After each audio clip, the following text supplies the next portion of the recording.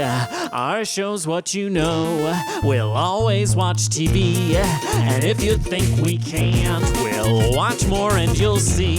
That's why the people of the web believe in Jim from Las Vegas and Jacob from Sweden. Welcome back. Shows What You Know, your television podcast. I am Jim from Las Vegas, and you are? Jacob from Sweden. Welcome back, everybody. We're here to talk even more TV because guess what? They keep making it. We keep chatting about it. That's just the deal. As long as they make TV shows, this show must continue. That is why we number the episode 003. It's going to go on for as long as television exists. So have that to look forward to and leave a review because we need it. I have a quick question now. This just popped into my head as we're doing the intro, so you're coming in cold to this. Obviously, YouTube is not TV shows, but is the line being blurred or what? Well, Netflix these days measures obviously people's like engagement in watch time, much in the same way that YouTube does. The real currency online and on TV is where are people paying attention, I think. So it's definitely it's an interesting one because people from the YouTube world have been trying to transition into doing more traditional type media for such a long time, but then traditional media is trying to transition the other way. So it's a real intersection of content, our favorite word, I guess. Yeah. Anyways, put a pin in that. Maybe I'll come back into that with what have you been watching, but just something that popped in my head. But before we get into that, let's just start right out. We're gonna run down some TV news. We're gonna talk about what we've been watching. We may have time for a rapid fiver, and then we'll get into a spoiler discussion on the season of Fallout. That'll be at the very end, so if you haven't finished it yet or you haven't watched it and you're wary of spoilers, don't worry. You'll just be able to turn it off then. Great. Yeah. And that's, I mean, you know this by now, dear listener, but in our general discussions, we do try to avoid spoilers. So we'll let you know if anything's coming up that you should avoid. But yeah, news, we've been off for an extra week. What's been popping off in the world of television? Well, Last of Us Season 2 has cast Jeffrey Wright as Isaac, reprising his role from the video game, which is always fun to see. Isaac Dixon. See, but the thing with me is, because we were talking about this a little bit before we started recording, I played Last of Us 2, and I liked it a lot. I know it's very controversial. Yeah, it's very controversial online. But I don't remember this character really. But I mean, it's cool. I think it's cool when you get to reprise your role and bring that back to the show. I am interested in how it's going to play out. Again, we won't get into spoilers. But how, like, are they going to, I mean, this isn't really spoiler. I'm just saying there's only 2 games. This is the second game. We're in the second season. Are they going to play that game where they split that out over multiple seasons? Are they going to do a thing where if they want to do a season 3, do they do the potential Shogun thing where they start building their own stories? What do you think? Well, I was going to say there's only 2 games so far. True.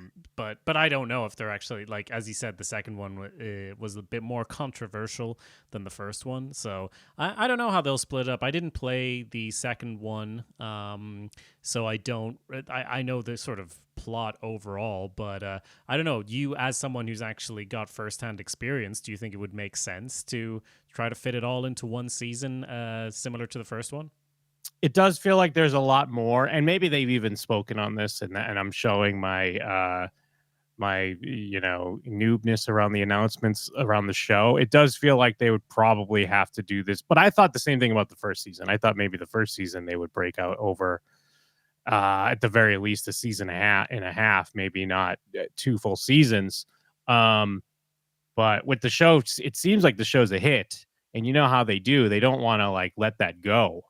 So I guess I wouldn't be mad at it if it does feel like there could be some logical cliffhanger endpoints where they could then break up into another season. Plus, there's some new characters that get introduced that you're going to want to spend some time to flesh that out and build out the world. So, yeah, I guess I could see it.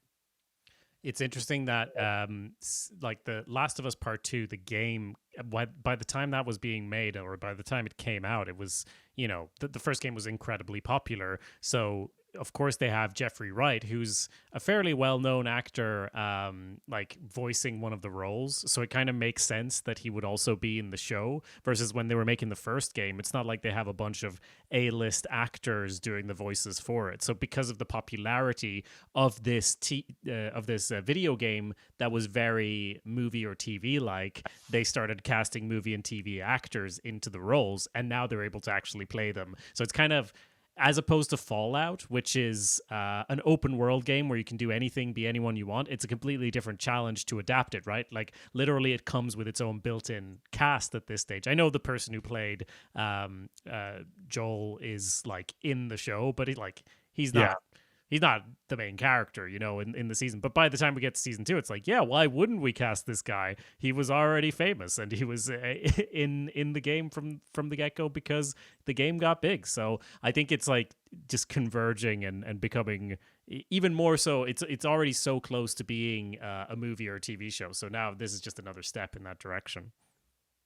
Yeah, and it did just remind me that this past week, Neil Druckmann, the Last of Us, the director of the game, and then he also was like co-showrunner, or he was heavily involved in the TV show and also of the podcast, which you would know if you listen to our show, the podcast about television. But there was a quote that they put out about that, him saying his next game, which is unannounced. People think it doesn't really sound like it's a Last of Us 3, because even if they did announce a Last of Us 3, the way games work, like it feels like it'd be so far away from actual release. But there was a quote going around where he said that his next game could redefine mainstream perceptions of gaming. Mm-hmm. And people were pretty upset about that. I don't know if they're like, all right, guy, like settle down. And he had to like come out and release his full quote because apparently it was just kind of twisted and not really what he actually said. He was just saying that in general, there's a new appreciation for gaming. And he brought up something like The Last of Us, which was a big hit for HBO. And recently, Fallout, which we will talk about at the end of the episode. So just kind of, more things where clickbait becomes more of a headline than the actual headline. And I guess that works. Yeah, well, you got to do it. You got to get them clicks. Yeah, exactly. We have an episode of the podcast about television where we review a podcast discussing this TV show from the makers of the video game. So, you can dig into that at showswhatyouknow.com if you want to get further into it. But so far, all we can do is say we look forward to season 2 of The Last of Us. And, it's not going to hurt. It's not going to hurt to have our boy Jeffrey Wright in there. He's a good one. Well, the other question I had too, I guess, is like, I guess it is possible that there are people out there that it has, like The Last of Us 2, even if you didn't play the game. I feel like for a lot of people, a big plot moment in the game has been spoiled just in general through memes and just social media discussion. But then again, I'm sure people that read like the Song of Ice and Fire, is that that's the name of the Game of Thrones books, right? Because I never read the books, and I guess I was never actually spoiled on book things, but maybe to the book readers, they're like, there's no way people don't know blah, blah, blah happens. Like, what is your take on that? Are there people out there that are going to be happy-go-luckily going into season 2 without understanding some of the big plot points that have been like openly discussed online? Some people just watch stuff and they don't go on the internet and then type in the name of it and do a bunch of they don't do a game show where they look up which fandom ship is the most popular and then do a quiz about it. I say that as an exaggeration, but in general, some people would just watch a show and go I enjoyed that. And then years later, oh, there's more of it. It's, that's, what we do is not necessarily better, right? I'm not trying to say that in a disparaging way, but no. I do think there's a good amount of those people. And I was also talking to you about Shogun or whatever. And I'm well, I'm listening to these podcasts with people who actually work in the TV space or whatever, and they're talking about Shogun and they haven't read the book, and I'm like, how could you not read the book? But I think that's just what you think from the inside of anything that you've consumed, really, because where the audience is broader than of the game. I think that's the difference. If they're making something that's just a product for the fans, then yes, but they're hoping always to branch out further than that, and with the first season they managed to do that. Yeah. Well, and I guess it's harder to see outside your bubble more and more because Yeah. everything feels like well, everyone knows about this just because it seems like everyone that you're interacting with knows about this. And to put it in like the movie scope right now with the box office, like Furiosa just came out, which is the prequel to Mad Max or Mad Max Fury Road. And online, Fury Road seems like it's well agreed upon as one of the greatest films ever made. And this movie's not doing very well at the box office, which I guess just kind of tells the tale. It's another reminder of like, oh yeah, we're in bubbles. There's way more people than you realize out there. But anyways, Last of Us season 2, I'm looking forward to it.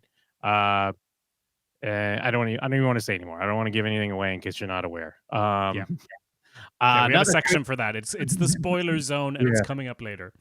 Another quick shout I just wanted to bring up because I feel like I maybe asked you this, but I don't remember offhand. Do you watch The Bear? I've watched some of the first season. I didn't finish it yet, so I'm not up to date on the Bear, but I did enjoy it. It was just kind of stressful, a stressful show to Yeah. watch. But you don't like that? I like that.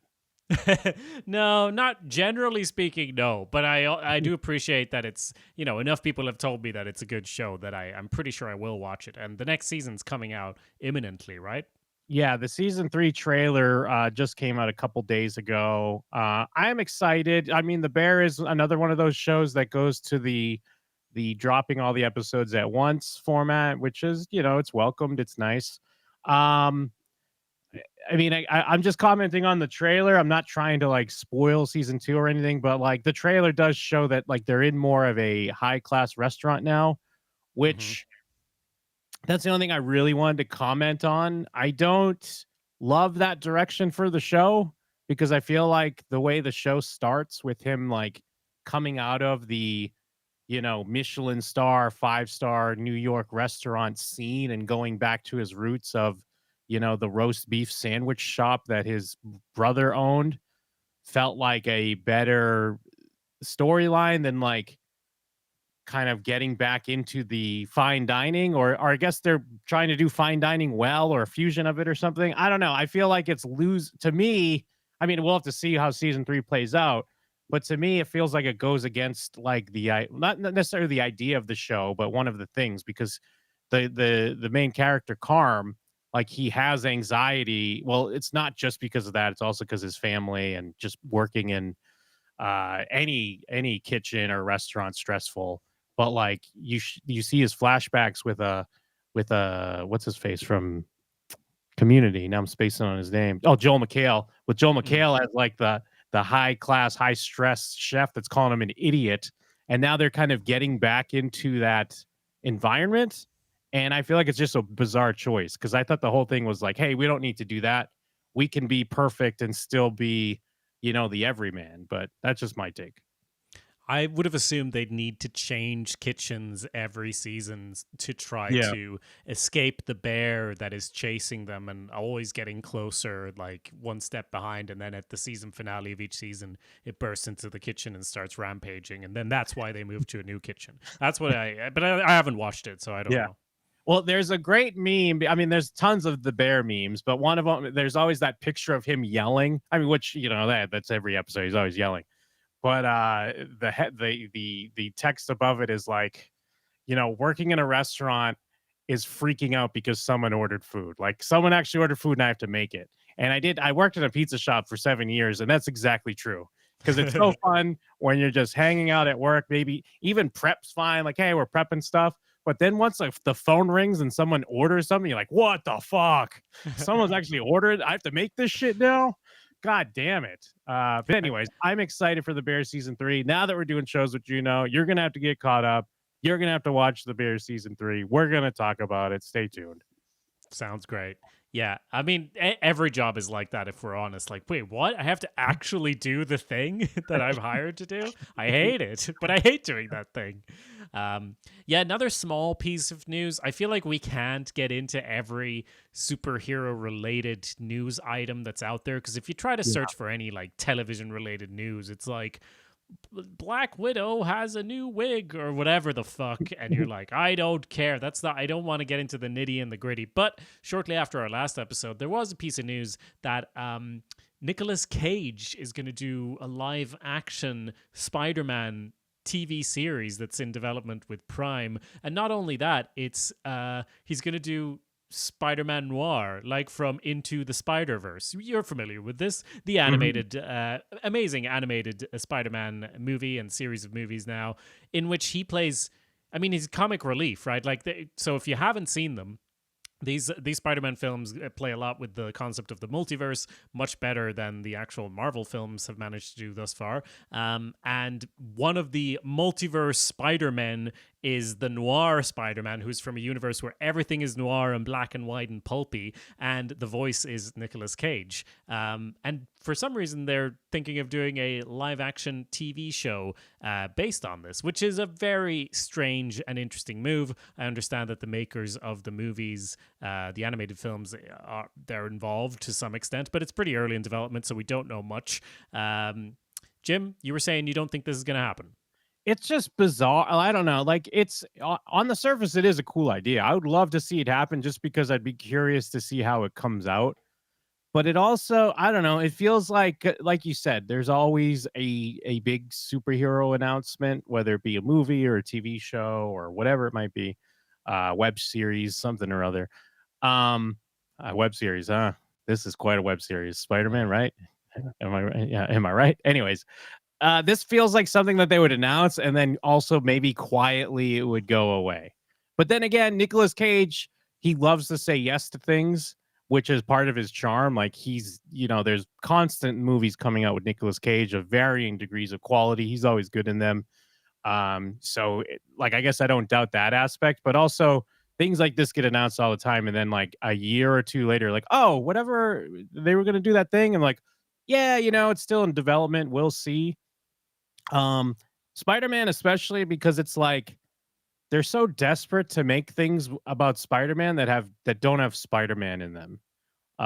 That's why we're like kind of stuck with. Don't get me wrong, I love the Spider-Verse movies, but I don't really like the Spider-Verse concept. Because Is it I because love of Madam Web? Because I knew watched Madam Web, which seems like a yeah, mistake. Because I did. I didn't know that was Spider-Man related or adjacent, Oh and yeah, then I was like, huh, what? Is yep. this? But there's no Spider-Man. There's none of the fun stuff. Just take all the fun stuff out. Yeah, well, it's just because like I love Spider-Man. He's one of my favorite characters, but then it's like I don't need to see all these different versions of Spider-Man that aren't Spider-Man. Yeah. I mean, obviously, like Miles Morales is a cool character. Even like Spider Gwen or Venom or something like that. Those are kind of cool characters. But like, yeah, Sony keeps putting out a Venom movie, Venom sequels, Madam Web, Morbius, all these things to like wring out anything you can of the property when you can't always use Spider-Man. Now, I would love the idea of a live action Spider-Man show that was just like a high school show about a kid going in high school that's also Spider-Man. It feels like you could do almost like a Buffy style show with different villains of the week, but like Spider-Man. Absolutely fucking not. Fuck off, Jim. It's gonna be about some obscure villain, or it's gonna Yeah, be that, but it's on the moon. yeah, Yeah. I mean, right. I totally hear what you're saying. I think the involvement, like, I just have an unreasonable amount of faith in the people who made the animated, like the Spider-Man Into the Spider-Verse and Across the Spider-Verse. First movie changed the animation industry entirely, and it was an amazing Spider-Man movie on top of it. So I guess I have faith in it just based on that, and it's a weird enough concept that it would be kind of interesting. It Mm, is interesting how superhero adaptations for a few years there, at the start, it was like, oh, we're just doing superhero movies and we're doing them good, and then it was like, oh shit, people are starting to get sick of just the same story over and over. They kind of started shaking things up a little bit, kind of like trying to tell stories in slightly different genres while still remaining within that sort of field. So say from Iron Man 3 and onward, there was kind of like, we're doing things that are slightly different. And then I think WandaVision is like the epitome of that, right? Because it's a TV show that is completely playing with the concept of being a TV show, and mixed success towards the end, but definitely a very large step in that direction, doing something completely different while still being a superhero story. And I mean, this has the potential to be something like that. It's Nicolas Cage is kind of the weirdest part of it, if we're being honest. But it's also, that's the most interesting part. That's the only reason why I'd want to watch it, because the other thing is this reeks of a thing of like, yeah, that's a cool side character. Is that a cool main character? Is that a cool character? Like, it's cool when you're in a Spider-Verse thing. It's cool when you're doing a Spider-Verse and then a Spider-Man noir shows up as a character, and it's even a very interesting supporting character. But do I want to spend 8 hours with this character or however many episodes it is? I guess that's, to be seen. So, I Yeah, mean, and he is very much comic relief as well, right? Mm. A lot of them are all the different Spider-Men in this animated story, because it's like jokey, playing with the fact that he's so dark and serious, but that's the joke. He's not plugging into the story that's happening so much. So it's completely a new challenge to create an interesting story with that, but it's at least like they'd have to do something that's different enough from a standard superhero story. And we know they would have to play with the format of it as well, because, or not the format necessarily, but like it would obviously have to be made in a noir kind of style. So we know visually and like the way it's going to be put together is going to be distinct enough in itself. That obviously isn't enough to make a good TV show, but it's a good starting point when you throw Nicolas Cage in there as well, I think. I agree. And one quick thing that I wanted to talk about is Reacher. It's everyone's favorite dad show, is how it's described. It's described as a dad show. I think it's just a dude's rocking show. I know. Dudes So rocking. explain the appeal to me, because I saw the Tom Cruise film Jack Reacher, which I know is based Yeah. on a book series, right? Yes. I've seen the film Jack Reacher. Specifically, I've seen the Jim and Them commentary on the film from your other podcast, Jim and Them, which pokes fun at it, rightfully so. And then they made a Reacher TV show. But I guess you just kind of like this TV show. It's just about a cool ass dude who's like a secret agent or something. Well, but that's also what that's basically, this is going back to the book roots. So you've got Reacher here, like, and it's one of the book is, I guess, like a male fantasy and I've realized there's like a whole genre of these books, because there's this other author, Harlan Coben, and you just write these characters that are kick-ass guys at everything. And that's Reacher's, and like, I guess the fans of the book, one of their criticisms of the film was that Reacher is supposed to be this huge guy, and the movie's got Tom Cruise. Tom Cruise is awesome, but he's like infamously short, and he's not huge and ripped.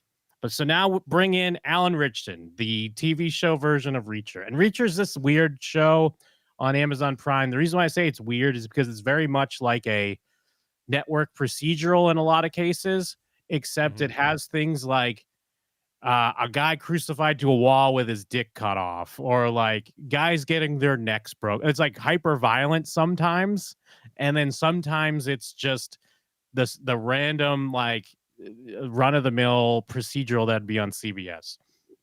So Right.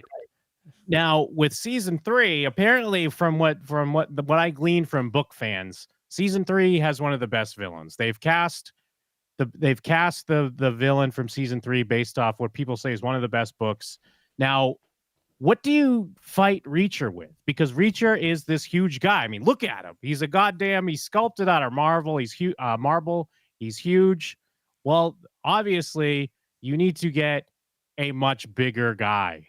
But like, how can you do that? Hold on, let me pull it up here. Yeah, and if you for visual aid, please go to youtube.com/showswhatyouknow, where we do the video version of this podcast. I've just been hit in the face with this extremely buff dude, and now I have a second buff dude that Jim's pulled up here. Who's this? Is this the villain? This is the villain. I'm sorry, what is his name? I need to look it up real quick. What's great is because you have to get these pictures of him for scale, so you could see just how big he is, because he's sitting in a plane seat and he's like, I think he's 7 feet tall. This guy. Um, Hold on, I'm trying to see what I pulled up a bunch of pictures of him, but I don't have his name in front of me. Just put in buff dude and he came up. Oh, is it Olivier Richter's has been cast as like he's basically like the anti-reach. Well, he's not the anti-reacher in that he's huge and buff, but he's like the evil reacher, I suppose.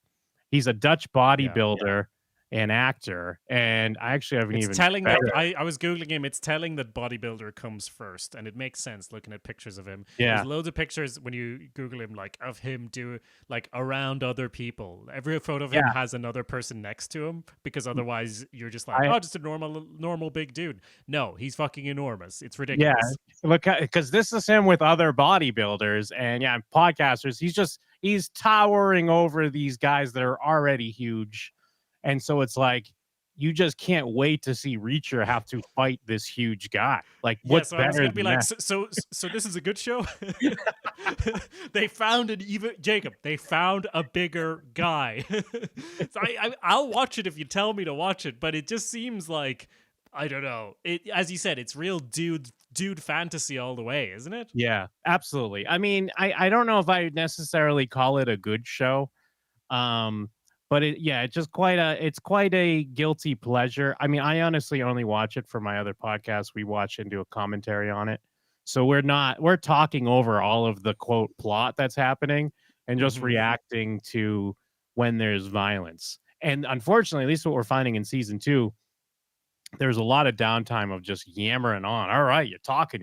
Hurry up. Let's fight a biker gang or something. What are we doing right now? But I did think it was of note to mention that Reacher season 3 is cast a 7-foot-tall bodybuilder to finally see if Reacher has met his match. Great. And if you remember an enormous dude from the Black Widow movie, he's in that. He is in that, isn't he? That sounds right. As an enormous guy. So good for him. Yeah. He's real good typecast. Yeah. Okay. Well, that's is that it for news? Is that the are you excited for Reacher season 3 then? Like these dads? Not necessarily. It's one of those things, and I don't know if this happens for a lot of other people online when you're. I assume this does happen to people because basically there's this whole thing of like, irony. Like everything's so like dripping with irony, and like. It's there's something that you kind of like dislike, but then you dislike it so hard that you like it.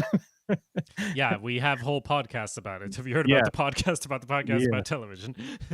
So it turned from like goofing around with your friends, making fun of something, that then you start to your brain makes a connection of like happiness and laughter because you're making fun of a thing. That then all of a sudden it's like, wait, do I like this thing? And that's kind of where we're going with Reacher so far. That's the internet in a nutshell. But okay, if you haven't been watching Reacher because the new season isn't out yet, I'm trying to think of how can I phrase this? What have you been consuming with your eyes? That's a good I don't know. I just can't think of the right words for the question that I want to ask you, Jim. I think there could be a question that's on the What TV shows have you been watching? Tell me, I gotta know. Yeah, that's right, Jacob. What have you been watching? Well, Jim, in terms of fantastic TV shows like Reacher, I have been watching Bridgerton season 3. Part 1. Now, you might not know this about me, Jim, but I'm a real mark for Regency romance. I know it's really, it really exudes off me in pores.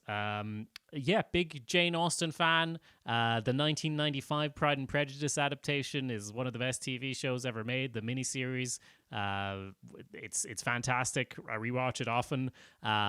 Really enjoy that fucking nonsense. My favorite, probably my favorite book, or at least I always used to say it was my favorite book, was Jonathan Strange and Mr. Gnarl, which is like written as if is written in the 1800s, like sort of like a book from that time period, but it has magic, and it's like the reintroduction of magic into the world. So it's a fantasy novel, but written in the style of an 1800s like romance kind of. So yeah, I'm a big fan of it. So Bridgerton seems like it would be right up my alley. And Well, I'll be is honest. this hornier than those things, though? This is hornier, or are those things just as horny?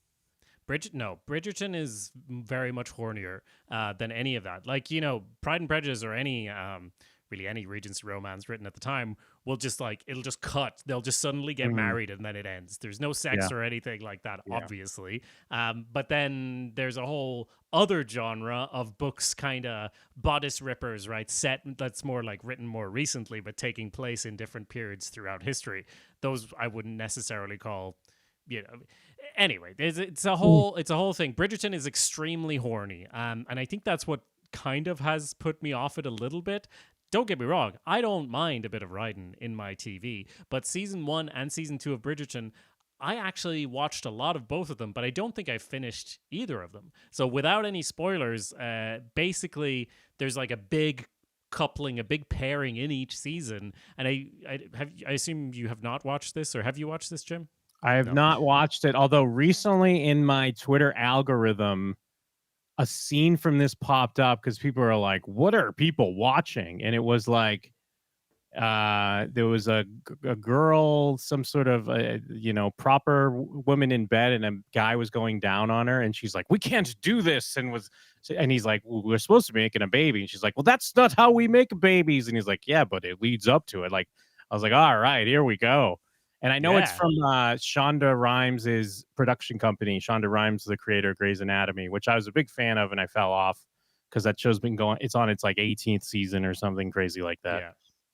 Yeah. Yeah. So every season kind of has a main coupling or pairing or whatever. And in the first season, they basically get together at one stage and then they just kind of have sex for the rest of the season. There is still plot kind of happening, but I kind of checked out at that stage because I was like, okay, I kind of know what's happening or where this is going. Similarly, it's not. It's a cartoon, basically. Like you watch it, it's nothing like the '95 Pride and Prejudice or any it doesn't pretend it's completely cheerfully anachronistic with a lot of the decor and the way it's put together, while still having more of a veneer of like they use kind of proper speech like they might have used at the time, kind of, but if it was written by someone doing fan fiction of Jane Austen or whatever. So I thought it was like too horny and too like trashy, but then I kind of had an itch to watch something similar recently. I put on the show The Buccaneers on Apple TV, which is like clearly like a Bridgerton ripoff, or like trying to do something like Bridgerton, and it just started with this voiceover and shit, and I was like, the way these people talk is just completely wrong. And it basically made me go back to Bridgerton. I'm like, I now appreciate this more. And moreover, season 3, which is being released in 2 parts, so the first part of season 3 has come out, the second part of season 3 is coming out next month. So in the first part as well, it's like it's following characters that I'm more interested in. I've been more into this season than any previous season, to be honest. So that's kind of what I've been watching lately. Bridgerton, it's extremely tropey. There's a lot of like enemies to lovers. There's like, well, let's pretend to be in a relationship in order to attract suitors, you and me, but then we fall in love. A lot of that type of bullshit. A lot of like, let me guide you on how to find a husband, but actually we're both in love. Or a lot of that type of nonsense. So is this your Reacher? Is that what you're trying to tell me? Is that what you're saying? That's possible. I mean, I'll have to watch Reacher. I don't know. Well, I just mean like it sounds like you don't enjoy it, but you enjoy it. That was the case up until now, but season 3 I've actually just enjoyed. Like, and maybe it's just because they've only released the first half of the season, and basically I enjoyed the first half of the season for season 1 and 2 as well. So maybe I'll fall off, but I don't think so, because the season's main pairing is with Nicola Coughlan, who is from Derry Girls fame, an Irish woman actress, and who is great, very funny, and also, I guess will I give you a spoiler on season 1? I'll leave it. I'll leave it for everyone who hasn't seen Bridgerton yet, maybe. But it's basically getting to the characters that in earlier seasons, I was like, these are the actually interesting characters. I don't really give a shit about the people you're trying to act like our main characters. They've actually come around now, and they're like, the plot revolves around that. I'm like, great, let's get into this. Well, hold on though. But did you say you didn't finish season 1 and season 2, Yes. and then you just started watching season 3? Yeah. I could never do that. Like, even a show that I don't like, but I'm interested in, like, if I hear interesting things about, like, a season 5, I'm Uh-huh. gonna be like, "Fuck," and then I have to go back and I'll watch everything up till, like, I don't know. I'm a completionist. I can't just be, like, skipping episodes or what'd you do? Did you even bother, like, reading a wiki or something, or you just, like, dove right into season 3? You kind of get it, Jim. Like I you can't know do where it's that. I going. can't do that. I'm not forcing you to. You don't have to do that. But is that true even for like a sitcom or whatever, where the plot isn't that central and people are like, "Oh, the first 3 seasons are shit, but then it gets really good." Would you always go through every episode? Maybe not as much for a sitcom, but, like, these days, even a sitcom, you kinda almost still have to. But, yeah, I guess you're right, like, not as much for a sitcom, and I could see even if this isn't if this show isn't that much, like, like, serial storytelling, but I would still wanna know whatever the relationship progression was, if those characters were in earlier seasons. Like, even with when I watched Survivor, I mean, given I didn't start from season 1, but I went back to season 15 and watched season 15, and that's not even a show that matters that much, but there are later seasons where cast reoccurs. So, like, people from earlier seasons pair up again later on, and I wanted to have at least as good of a grasp as I could have. I watched from season 15 to, like, 42 to get caught up. So yeah, I don't know. That's just how my brain works. It's just how I am. I need to know what's going on. Yeah, I mean, fair enough. And to be fair to me, I actually turned out I'd watched a lot more of season 1 or 2 than I remembered because my partner was rewatching in anticipation of the new season, and I tuned in and out and was like, "Oh, I actually have seen this," and I was like, "Oh, this is Mm. like the second to last episode," and I was like, "I thought I didn't." It's like it's very popcorny. It's very quick, easy kind of watch, and a lot of it just didn't stick in my memory. Though definitely I didn't tune into every single episode. But this season, I'm tuning into every episode. And another reason I wanted to mention it is I think it's very interesting how they're dropping it in 2 parts, which people are upset about. But it's kind of actually perfect for the likes of us. Like Yeah. whenever we've always had problems going episode to episode because it's like you have to meet up every week at especially like as quickly as possible after something drops versus now it's like it's 8 episodes, we're dropping 4 episodes now, and then next month, one month later, here's 4 more episodes. That's like a perfect format for you and me if we were both into Bridgerton. Yeah, I feel Netflix, we mentioned that before. Netflix is kind of really figuring out, like, okay, we can bypass, at least we're not going back on our promise where people can complain that we're releasing shows week to week, but we could also hang on to subscribers at least an extra month or two if we do like a mini dump here, like they're going to be doing with Cobra Kai, and they famously did it with Stranger Things on their last season. So Yes. yeah, And Stranger Things, obviously, season 4 is one of the most watched things on Netflix ever.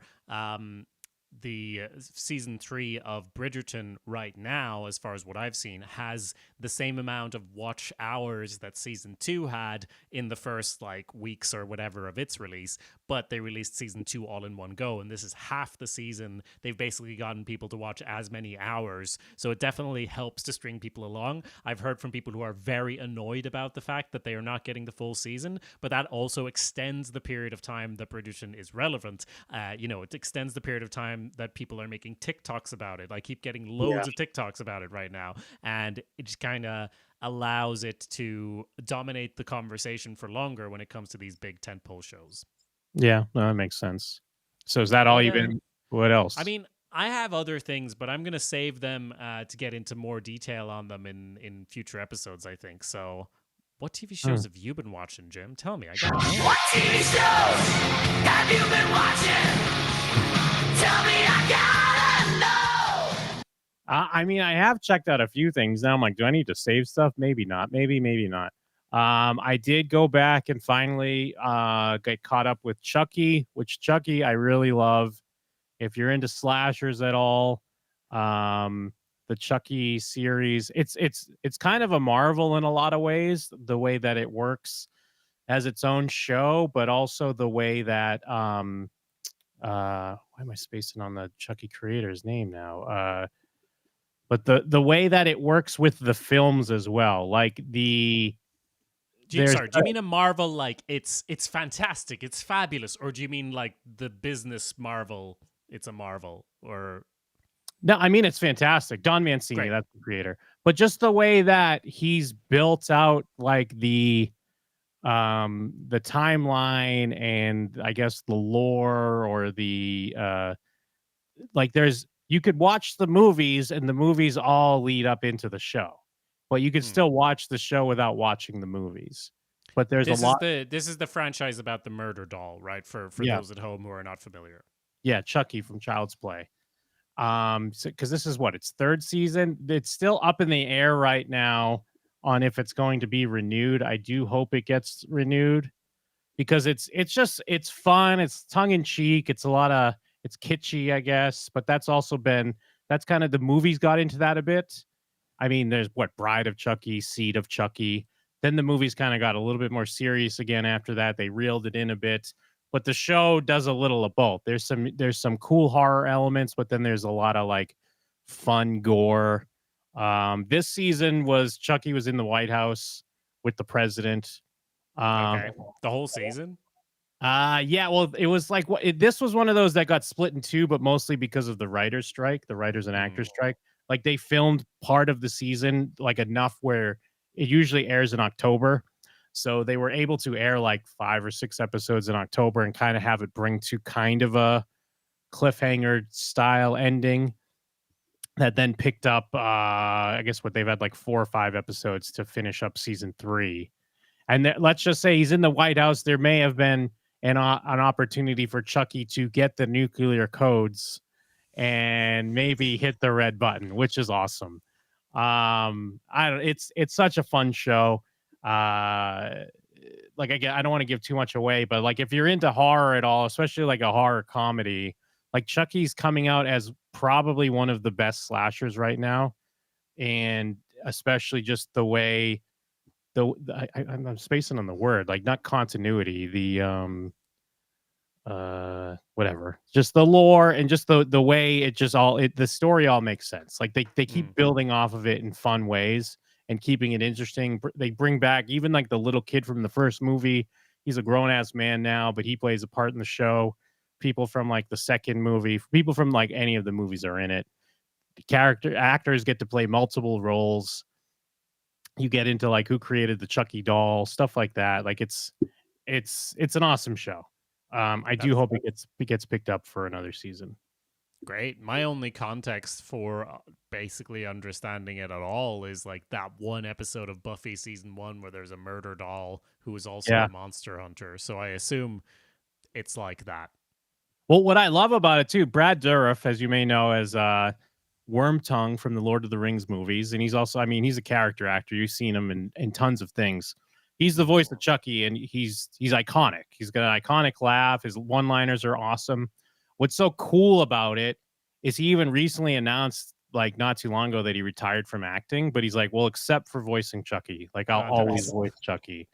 And it's like a family affair because his daughter, Fiona Dourif, was in one of the movies. I forget if it's like the 5th or 6th, whatever it might be, but she's in one of the movies and she's in the show. And they even use her because they have because he's in the first movie as he's like a murderer guy that gets killed and then possesses the doll. Like that's the whole backstory for Chucky. Right. So in the show, they'll have flashbacks to young Charles, and they have his daughter plays him as a young man, and it works so well. And Brad Dourif got to be in this season himself as well. So a lot of cool Is he stuff. the president? No, he's not. Devon Sawa is the president. There's a running gag on the show.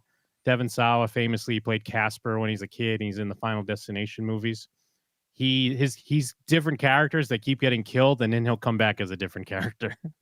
So he gets to be the president, and he gets to be multiple characters this season as well. So okay, that's pretty cool. That's pretty fun.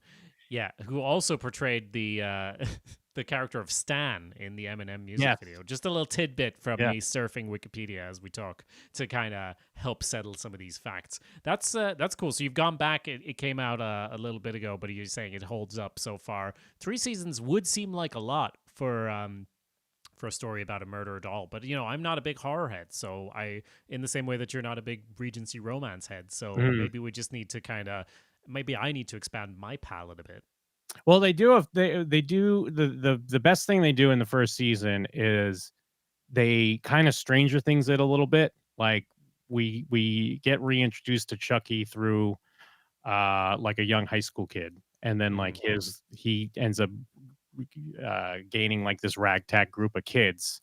And so like the first 5 or 6 episodes is all of that before they start bringing in Chucky lore, like the Bride of Chucky and like people from the past. And then that kind of, builds out the cast a bit, but also I'm sure it does well to just bring in new viewers because it's like, oh, okay, I don't really need to know much about this besides Chucky's a killer doll. And then the show Yeah. can kind of take care of the rest. Cool. Well, Keeping it in what else you got? I was gonna say, keeping it in the same vein, the show Evil is back. I guess I love horror shows because the Evil premiere just premiered last week. It's another one of those shows. What I love about it is I think it's a really good fusion of old school and new school TV. Like it kind of has what you'd call peak TV elements, but it also is very episodic and procedural. Like it feels like a network show, but that's heightened a bit because now it's streaming. I think it was originally a network show that got canceled kind of early, but had a pretty loyal fan base that kind of rallied around it and got it moved to Paramount Plus.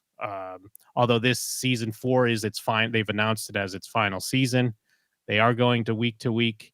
The premiere episode deals with like a Hadron Collider type situation where they first get wind of it that some people that work there made a fake viral video where they pretend to sacrifice someone for the collider, and then it's like, or is that actually a fake video? What's going on with this collider business? Is this going to end the world?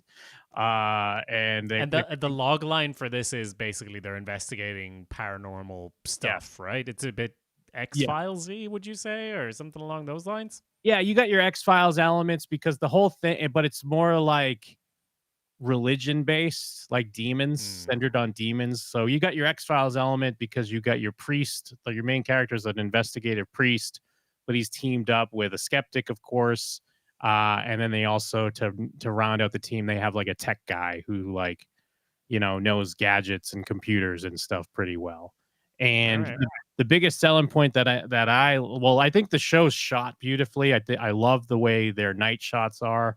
Because there's a lot of great atmosphere, and when I realized that I really like the show is that I like the team. I like how the team interacts, and there's that cozy feeling you get when you're watching a show and you're like, wow, these characters love each other. I want to be a part of this group. You know what I mean? Yeah. Like there's more than just the plot, action, and suspense. There's small moments of fun and humor and genuine care between the main group. So this is the best pitch you've done of this show because you've mentioned it to me before. Yeah. But just then, even before, but I'm such a fucking mark. But even before you said that you love the team, just you mentioned like the 3 people on the team and like there's a tech guy. I was like, well, Jim, you didn't tell me there was a ragtag team. You didn't tell me there was a tech guy, a skeptic, and a religious person. Like, you didn't tell me these things. How am I supposed to know that? Because that's kind of the hook. That's kind of what you're saying. That feeling is, I wouldn't be like, oh, cool, they're fighting demons. Because I feel, for me, that's so, oversaturated. It's like, oh, yeah, there's a million things where people, usually it's shit. But if you're like talking about the thing that makes a story like that interesting is all about the humans and the dynamics. Same with the Chucky thing you're saying, right? It's about the kids getting together and it's an interesting dynamic. And the same thing here. I'm like, okay, now I kind of understand more why this would be a thing I might watch. Yeah, no, absolutely. And because there was just this moment, I think early on, when like a character gives another character like a Christmas present, and I was like, oh, that's so thoughtful and nice. And I was like, oh, I'm in the team. I love the team. You know what I mean? Right. And then one thing I would typically save, but I'm not going to just because of timing, as it just happened, is I also watched the Survivor. Survivor just had their finale. They just crowned the new winner. I mean, I guess I can't really say spoil. This is everywhere, but now This is a bubble thing. It's not everywhere, Jim, Yeah. but yeah, go ahead. Well, I'm just saying if you're in the Survivor bubble, you know who won. Yeah. Kenzie won. There's a lot of controversy because there's a character, Charlie, who's a Taylor Swiftie, by the way. He loves Taylor Swift. He Mhm. partnered up with another contestant named Maria, but he got her booted before the finale because obviously he wanted to make it to the end, and she didn't vote for him. She voted for Kenzie. So pretty dramatic. Now that's a ragtag team I could get behind. The 3 ragtag teams you've described for me, all equally interesting for me. But yeah, anything else? You're right. We'll save it. We'll get into that next week or for future episodes. So that is what. Whoop. Thought I You've had it. been watching. Thought I You had it. told me, and now I know. TV shows that you've been watching. Tell me I gotta know. So should Well, we you do know what else I have been watching, which is okay. Fallout, because I've finally gotten around to finishing Fallout, the TV show. All right. So are we entering that particular zone? I think we have to. So yes, I will admit we try to have fun jingles and bits, and in this case, I had to resort to some AI generation because I had to throw together something real quick. So if you want to play us the intro to the spoiler zone, because we're going to talk about Fallout Season 1, and we'll do a quick song. You can stay for the song, but you have to check out after that if you don't want to be in the spoiler zone. Now, one small thing, sometimes AI kind of makes mistakes. I don't know if that's apparent in this one, but yeah, just play the jingle and we'll go. Well, unlike what you've been watching where we hired a band to record something, but Yeah. this one we went into the AI route with, I guess, I haven't heard this yet, so I'm excited. Here we go. Oop, it always tries to fucking, there we go. Ayo, this is AI generated bullshit. AI generated bullshit. AI Jakobe, here we go. Spoiler alert, we're gonna spill the beans. No turning back, no living in your dreams. We'll reveal secrets and we'll blow your mind. Darth Vader was dead the whole time. And in the Whoa. Sixth Sense, Bruce Willis was that kid's dad. Dumbledore killed Snape, made all the kids sad. Man, you can't control these spoiler bars. And the planet of the apes was actually Mars. Damn, man. The AI these days, the AI is wonderful, I feel. Yeah, well, I feel like maybe it got some things wrong in there. But, that's the price of disconvenience of just having something at the click of a button. We needed a jingle. It just appeared. And it just cut off there as well. I'm thinking I might try to get it to extend it. But, yeah, it just cuts off. Maybe it needs a hook or something. But, yeah. Well, welcome to the spoiler zone. As we all know, the AI will put rhyming above facts any time of the day to get the song correct. So I appreciate that. Great job, AI. Yeah. I think that was the AI from our podcast about the podcast about television, by the way. Yes, I use the same API, so you can hear more from that AI at tapat on showswhatyouknow.com. We have lore here. We have lore. But yes, Fallout. That was the whole reason. You've now entered the spoiler zone as per the wrap. We've both now watched Fallout Season 1, and I think we're both fallen prey to the thing that happens, which is something came out like a month ago, and we have no fucking memory of it at all. It's too late. Nobody cares. And Fallout was the biggest thing ever for like 2 weeks. But now I feel like no one is going to give a shit that we talk about it. But anyway, we're going to talk about it. So yeah, Sure. Do you remember anything that happens in the show Fallout? See, that was even the thing that when you were like, oh, maybe we could I finished Fallout so we can get into it. I'm like, I wonder if I can remember that. And like, I can't tell if that's just me. Is it just I'm getting old and my memory's going to shit? Or is it because of the long-standing discussion on these episode dumps where we consume them in the span of a day, and it's great. We love it. We hit next, skip intro, next episode, skip credits, next episode. but then a week later, I guess it just falls away. Is it just me getting older? Is this the norm out there? No, I mean, I obviously think it's a thing that we do. It's a thing that happens, and I think this long after watching a show, it kind of we're better placed to do a non-spoiler discussion like a month later, because what remains is the vibe, the feeling. Yeah. What did they manage to convey? What's the story? When you're watching it, that's when you want to be like, dude, can you believe this thing happened? This specific thing? And though that doesn't necessarily stick as much. But I mean, I have a little bullet pointed thing of what happens in different episodes, but like it's I think maybe this won't be a spoiler discussion. Shit. We have the whole rap and everything. But I think that the thing that kind of works about the show really is that it is a real pick and mix of different stuff. It kind of feels like an open world game. Like you have Lucy at some stage, she goes into this supermarket, right, where they're doing ghoul experiments, and it's kind of like a side quest in a video game, because she ends up going in there and like she has to make a moral choice. Does she free all the ghouls? What does she do? She has to escape, and it's kind of like she becomes a little bit more hardened.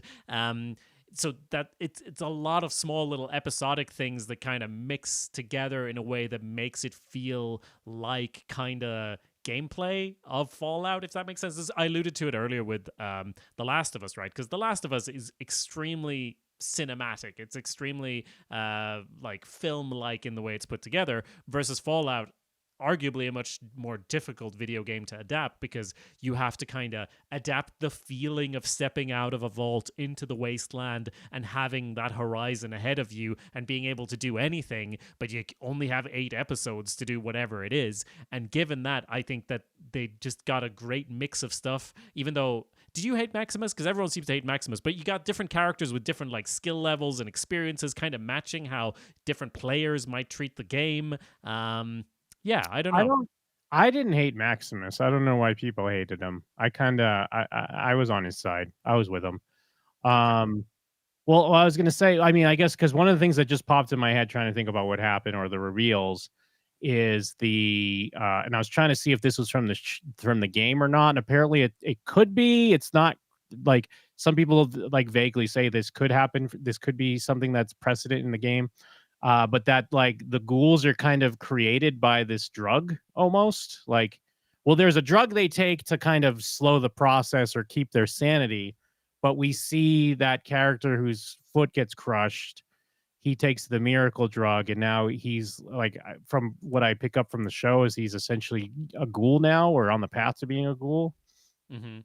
Well, I understood it to be that like you can become a ghoul through radiation in any case, right? Like that's the classic way of getting there. But usually a ghoul will just deteriorate and become like the way Lucy's mother is at the end, like a real husk. That's what will normally happen. But if you keep taking this drug, it's something that regenerates your body and like recreates it so it can't completely deteriorate. But by taking it at all, it's like a radioactive compound in itself. So you're already on that path anyway. So that guy who took that is probably going to start getting worse and worse now. Yeah, Thaddeus. Well, because then now I'm looking on, and some people are thinking, well, he could just be a different type of mutant. But I think, yeah, I guess that's true. I do think the show, or at least most people, probably take away like, oh, since he's not dying, he's probably like ghoul status. Yeah. I do enjoy that. He gets that drug from the like scam artist guy, but it's also The kind of chicken funny. fucker? Yeah, but it's funny that he actually had something that even worked, because you would just assume everything he's pitching or trying to pitch is just a phony thing to get your water or your money or whatever it might be. I did enjoy, and I forget if we talked about this in our non-spoiler or not, but looking at it after the fact, again, I'm not too well versed in the game, but apparently the show does work in game lore. Mm-hmm. Like it fits in with canon. Although I guess, yeah, we did kind of mention that because people are a little bit upset because it does canonize some of the alternate endings you can get in the game. Like you kind of have to go with one of the, like with that town that was blown up or whatever. Like that happens in the game, or sometimes it doesn't. Something or other. So, like I like that. I mean, again, you're right. Do I remember any of this show? I guess I do. The reveal of the rich people is a little bizarre to me. I'm trying to like kind of parse that out. So is it that were they in like with like the hydrogenetic sleep, or I don't know are they what you mean, cloned? the reveal of the rich people. Do you mean like the boardroom meeting or Yeah, whatever that they had in yeah.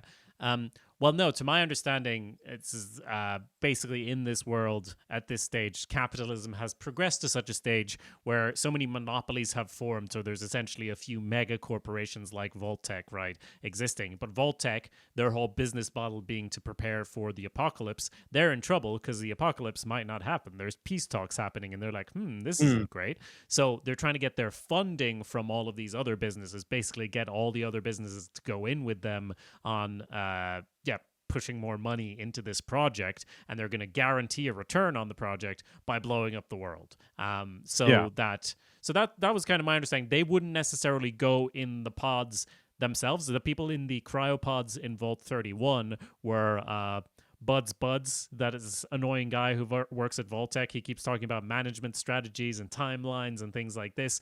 And they're basically trying to, that's like the Vault-Tec experiment, or one of the Vault-Tec experiments for how they think humanity should progress. It should be managed well in a sort of corporate crazy way that they have. So they've frozen these people who can then come out and manage the population. But that's fully a Vault-Tec vault. And then to get buy-in from all the other businesses, they've kind of handed off other vaults to them so that they yeah. can do whatever experiments they think are good for, how should humanity function? What's a good idea? And they throw out a bunch of them there. And it was a reveal, obviously, but it's interesting because like everything's so ominous that even if you haven't played the games, you have to just assume that this is the case, right? You have to assume Sure. that Vault-Tec is behind everything, I guess, right? Because I don't even have that deep of a lore knowledge from the games, but I was still like, well, clearly, like, Vault-Tec's behind everything, right?